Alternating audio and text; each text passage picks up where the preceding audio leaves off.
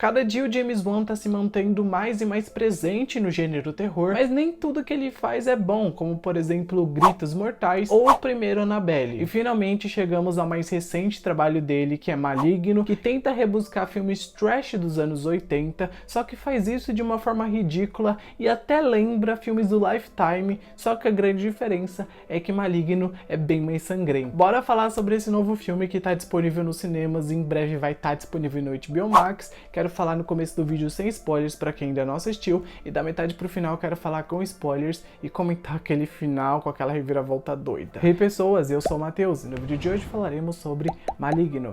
Antes de começar o vídeo, se você é novo por aqui, não se esquece de se inscrever no botão vermelho, muito fácil, muito rápido, é de graça, então clica lá, aposto que você vai curtir meu conteúdo. Também não se esquece de deixar o like, que isso ajuda o conteúdo aqui do amigo, né, isso me apoia bastante, então deixa o like e vai lá embaixo nos comentários me contar se você vai ou não assistir. E se você já assistiu, me conta o que você achou. Me conta também se você ficou surpreso com a reviravolta final e o que você achou dela. Eu quero muito saber a opinião de vocês, então coloca lá nos comentários.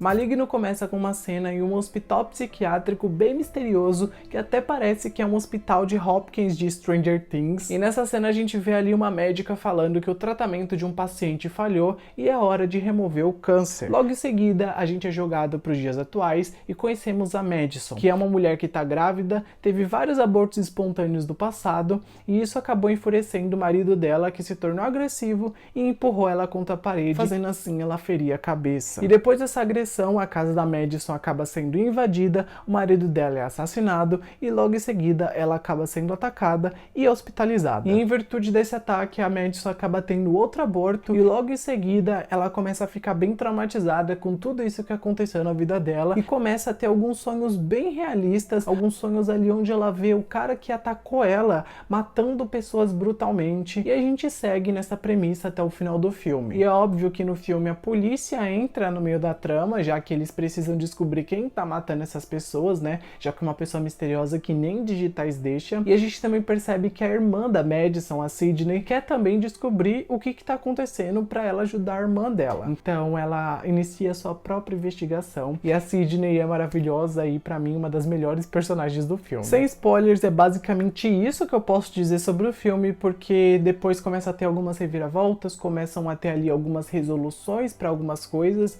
Então é basicamente isso que eu posso dizer até o momento. Maligno é um filme que também aborda muito temas recorrentes de outros filmes do James Wan, além dele também se inspirar em alguns trashes dos anos 80. Então se você curte traumas de infância, curte criaturas malignas e memórias escondidas, talvez você curta esse novo filme. Mas se você for mais pé no chão pra terror, talvez Maligno não te agrade muito, já que esse filme é tosco demais em muitos momentos. Eu mesmo olhava com desgosto pra algumas cenas e ficava pensando, como alguém conseguiu escrever esse tipo de roteiro? E mesmo que o filme tenha uma boa direção do James Wan, tenha mortes bem viscerais violentas e tenha bons sustos, e além disso traga cenas de tensão muito boas, ele ainda assim não consegue se conectar muito com a própria história. E o que estragou ainda mais a minha experiência enquanto eu assistia foi a reviravolta final, que foi exagerada demais e foi surreal demais. Eu acho que o James tentou ali elevar o nível do terror, tentou ali voltar para as origens dele, mas ele, no caso, não conseguiu me agradar muito. Porém, eu entendo que esse é um filme que foi feito para ser ruim.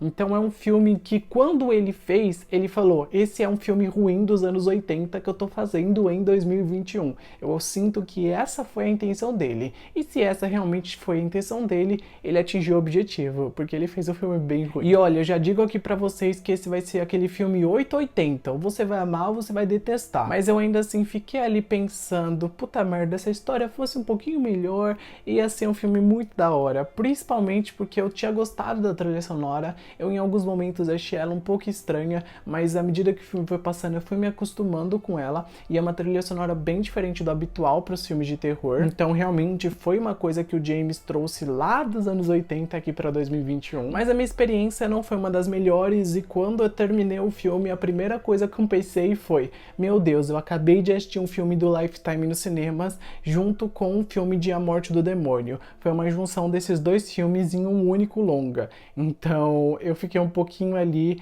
desgostoso quando eu terminei de assistir o filme. Mas ainda assim, eu acho que vocês têm que assistir por sua conta e risco e tirar a própria conclusão. Esse é aquele filme que vai de pessoa em pessoa. Tem gente que, como eu já disse, vai amar e tem gente que vai odiar e tá tudo bem o que você achar. Eu não ligo se você gostar ou não gostar. Eu acho que todos temos opiniões diferentes. E eu quero ver a de vocês, né? Vocês vão assistir o filme? Coloca lá embaixo. Se já assistiram o filme, não esquece de ficar comigo porque eu vou falar sobre o final dele agora. Mas se você ainda não assistiu e vai assistir, já deixa o seu like, se inscreve no canal se ainda não é inscrito e comenta lá embaixo se você vai assistir porque eu quero muito saber. Vamos lá então. No começo do filme, o Derek empurrou a Madison contra a parede e ela machucou a cabeça, fazendo assim o Gabriel se manifestar. E aí durante o filme a gente descobre que o Gabriel, na verdade, é o irmão siamês da Madison. E ele nasceu grudado no corpo dela, mais especificamente nas costas dela. Porém, os dois ainda compartilhavam o mesmo cérebro e ele tinha uma tática de prender a Madison em uma ilusão para fazer com que ela achasse que ele não estava lá com ela. E ele prendia ela dentro de uma cela mental onde ela achava que estava no controle do próprio corpo. Então ele tomava conta do corpo dela, matava as pessoas e ela achava que estava tudo bem, sabe? Então ela foi enganada durante todo o filme. E a cena que ele sai de dentro da cabeça dela foi ridícula, porque foi a cena que a gente viu realmente que ele era a mesma pessoa. E eu fiquei rindo demais nessa cena. Eu não consegui me controlar, fiquei... Daí depois disso a gente vê alguns flashbacks no final do filme que explicaram que o Gabriel foi retirado da Madison enquanto ela estava naquele hospital psiquiátrico e ele permaneceu adormecido na cabeça dela todo esse tempo. E aí quando o Derek atacou a Madison e fez ela cortar a cabeça, o Gabriel viu uma brecha para sair de dentro do corpo da Madison. E aos poucos o Gabriel foi se alimentando dos bebês da Madison para ele ficar forte e conseguir ali realmente sair de dentro dela. Daí quando ele realmente consegue sair ali de dentro do corpo da Madison, ele inicia um plano para se vingar dos médicos que retiraram ele da cabeça dela, e o Gabriel vai matando um a um desses médicos, e ele até capturou a mãe biológica dele, da Madison, que tinha entregado os dois para aquele hospital psiquiátrico. E depois de tudo isso a gente chega no final do filme e a gente vê ali a Madison presa na própria mente, enquanto o Gabriel toma conta do corpo dela, mata todas aquelas presidiárias, mata também os policiais, foge da prisão e vai tentar matar a mãe biológica. Porém, a Sidney e o policial Cocoa vão até o hospital para parar o Gabriel, que no caso é a Madison. E eu adorei esses dois personagens. Sidney e Cocoa foram muito engraçados, renderam momentos divertidos,